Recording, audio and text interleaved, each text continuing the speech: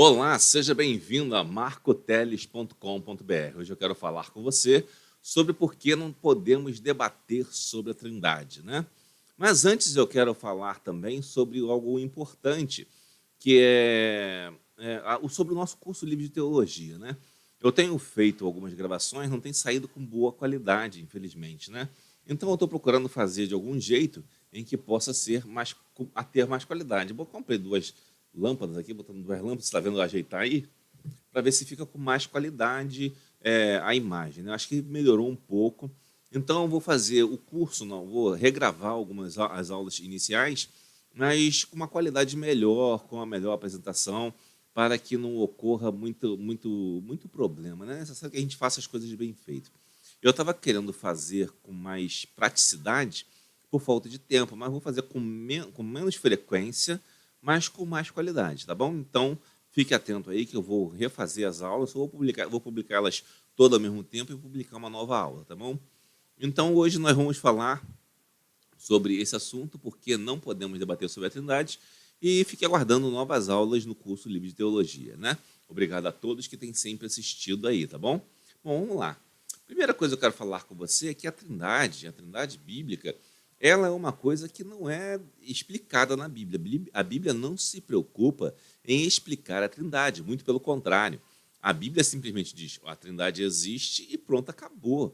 Não interessa a gente saber por que a Trindade é assim, saber como aquilo é, porque é uma realidade de Deus, uma realidade própria de Deus.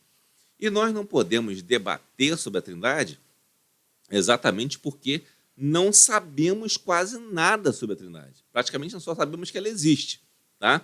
Nós fazemos apenas algumas especulações.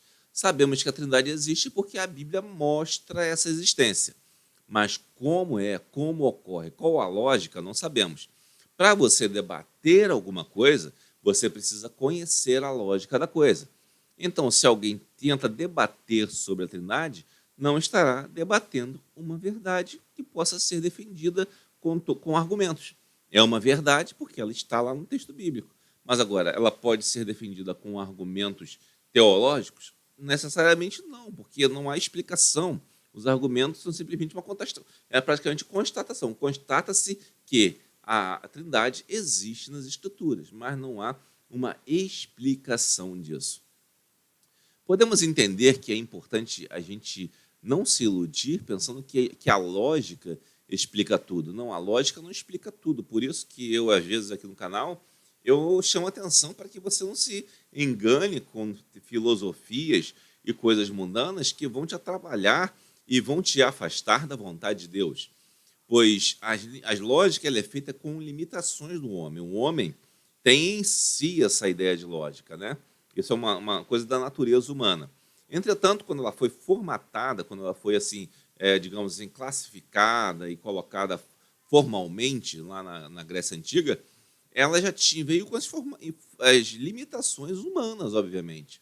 Tem coisas hoje, tem lógicas diferentes, parece hoje, mas isso também não garante para você que aquilo que você está vendo explica totalmente o mundo espiritual. Não.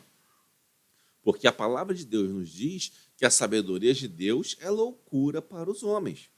E a loucura para os homens, e a loucura de Deus, a sabedoria dos homens é loucura para Deus. Ou seja, não dá para você usar lógica para debater a Trindade. A única forma de se usar um debate, de se fazer um debate, é dessa forma, com argumentos lógicos.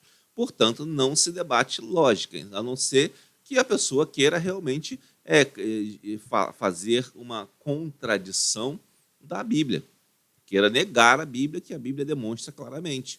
Bom, e Deus, como não possui limitações, mas nós temos, e podemos entender apenas, botar algumas explicações aqui um pouco quanto pedagógicas, não são afirmações teológicas, tá? São explicações que eu acho pedagógicas, que podem fazer você entender um pouquinho essa possibilidade da existência da Trindade, que é confirmada, que é simplesmente, melhor dizendo, nem demonstrada, é mostrada nas Escrituras, né? Bom, a primeira coisa que nós podemos dizer é que a existência de Deus em três pessoas é mais ou menos, nós podemos comparar, uma comparação que muitos teólogos fazem até, é a comparação da água, minha esposa até me falou isso, eu vou botar aqui também, que é a comparação da água, né? A água ela pode ser ao mesmo tempo líquida, sólida e gasosa, mas não deixa de ser a própria água. Ela tem manifestações diferentes, né? Então essas pessoas seriam manifestações de Deus, do Deus que é um só. E você precisa entender também que Deus é apenas um ser, mas ele é três pessoas, entendeu? Não é três seres, é um ser com três pessoas. Você precisa entender isso, que é diferente o ser de uma pessoa, porque tem uma característica, é a manifestação de uma característica que podemos chamar de pessoalidade, ou seja, a qualidade de existir como pessoa.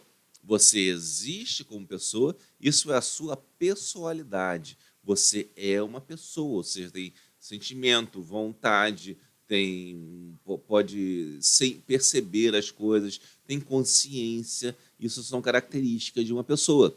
Entretanto, você não pode confundir pessoalidade com personalidade, né? Personalidades são características marcantes do indivíduo. Se você pega a Bíblia toda, você vai ver que Deus é amor, Deus é justo, Deus é bom, Deus é misericordioso. Isso se aplica também ao Pai e ao Filho. Ou seja, você vê que é a mesma personalidade em três pessoas diferentes, certo? Entretanto, você poderia dizer, mas Deus teria personalidade diferente. Não, não é personalidade, é a pessoa. A pessoa é diferente, mas a personalidade é igual, né? Existe até parece que é uma doença que existe, que a pessoa teria personalidades diferentes, né? Na sua mente ela pensaria ser uma pessoa e logo depois mudaria de pensamento. Isso é uma espécie de loucura. Então não é isso que acontece com Deus.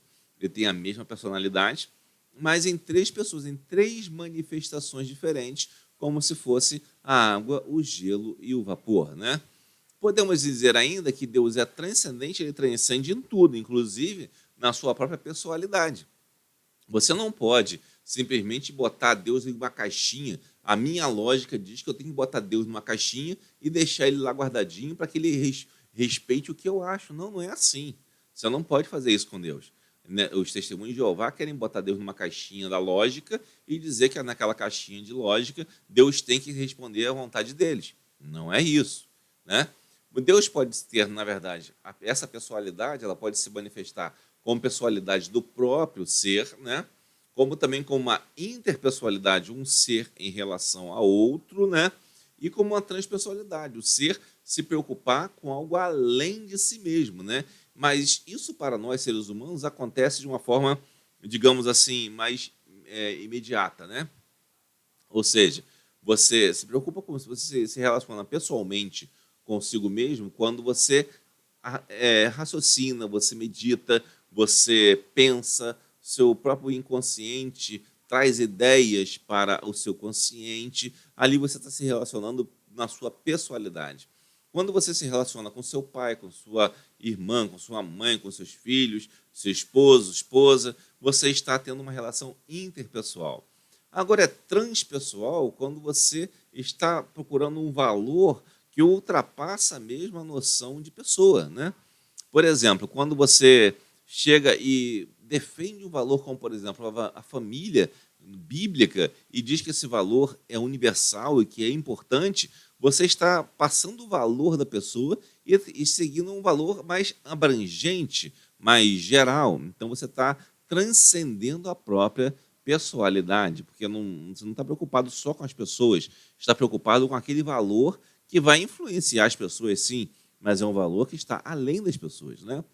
E podemos dizer que Deus, transcendendo dessa forma, ele pode transcender de forma diversa. Senão, se você bota um limite que Deus não pode transcender em mais de uma pessoa, em mais de uma manifestação do seu ser, você automaticamente está querendo botar Deus dentro do seu limite, querendo fazer alguma coisa como se Deus fosse um boneco que você mexesse com ele, mas não é, tá? Deus é um ser perfeito, supremo, eterno e infinito. Inclusive, a pessoa dele, a pessoalidade dele é infinita. E, por isso, nós não podemos botar limites a essa pessoalidade. E não podemos compreender, não podemos discutir, não podemos debater sobre a Trindade, porque não há explicação bíblica, só há apenas uma constatação. Está lá e pronto.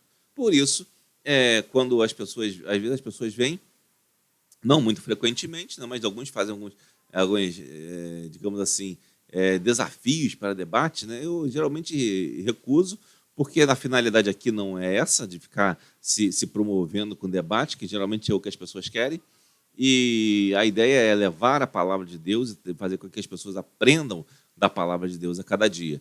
Portanto, usar a lógica ou ciência, né, que é o caso aqui, quando essas pessoas querem fazer isso, para tentar desmerecer o ensino bíblico, na verdade é coisa de incrédulo, é coisa de quem não tem fé. A Trindade é uma coisa de quem tem fé. Você tem fé na Trindade? Beleza. Se você não tem fé, é porque o Espírito Santo não está em você. O Espírito Santo não convenceu você do pecado, da justiça e do juízo. Você está se convencendo apenas pela lógica. Eu conheci alguns testemunhos de Jeová e eles eram bem insistentes em argumentos lógicos.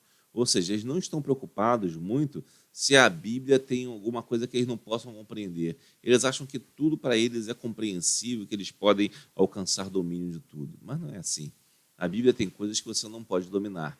E uma delas é a Trindade. Por isso, não deve haver debate sobre a Trindade. Tá bom? Que Deus o abençoe. Espero que essa mensagem tenha falado ao seu coração.